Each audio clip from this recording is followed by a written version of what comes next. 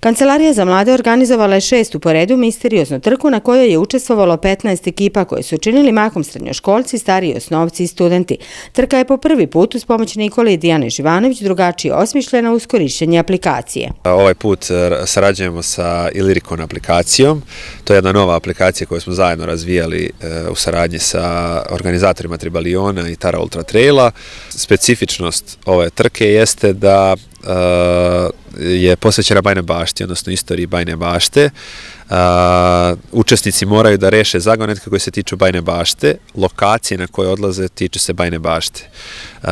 Istorijski su proverene sve činjenice koje su tu, tako da će imati priliku da nauče nešto i o Bajinoj Bašti. Suština je da izađu malo napolje, da se odvoje od nekog zatvorenog prostora, ali omogućili smo im da sad ovaj put mogu da koriste telefon, što je sad u ovo vreme i postalo najveći trend u suštini.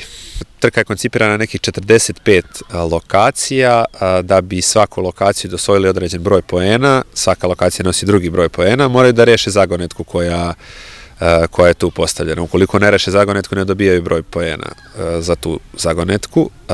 Ono što odlučuje pobednika jeste taj broj poena. Znači nije ko je najbrži, trka je vremenski ograničena na 2 sata, pobednici su oni koji imaju najveći broj poena.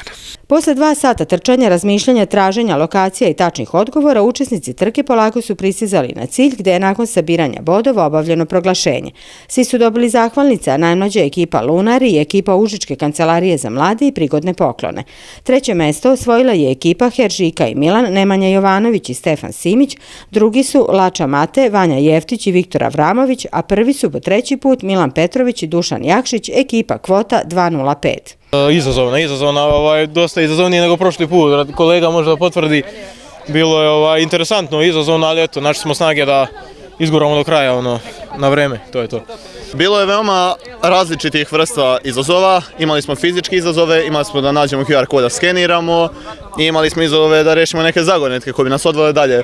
Bilo je različitih zagonetki, neki su bili rebusi, neki su bili na početku, imali problem sa prvom zagonetkom, krenuli smo 10 minuta nakon svih, pa smo malo na početku tu kaskali za svima, ali smo i susili. Pa bilo je jako uzbudljivo, na početku nepredvidljivo zbog ove kiše i vremenskih uslova koji su bili, ali stvarno jedan novi tip igre i nekako morate aktivirati se i fizički, ali i mentalno, upoznati svoj grad još bolje i naravno doživjeti jednu sjajnu atmosferu. Svi ovi ljudi mladi koji su došli ovdje da se zabave, stvarno je bilo sjajno.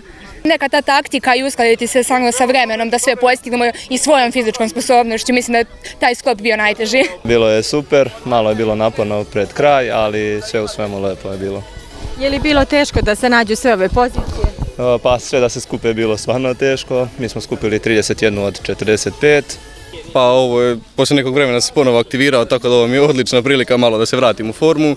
Izvinjavam svim ljudima koji smo prešli preko njiva i livada, ali morali smo, prosto jesu nam sad mokre noge, ali nema veze, idemo sad da uživamo u 3. nagradi. Sponzori su obezbedili nagrade za 3 najbolje ekipe kao što su večera, vožnja brodom do Višegrada i vikend u objektima Nacionalnog parka na Tari.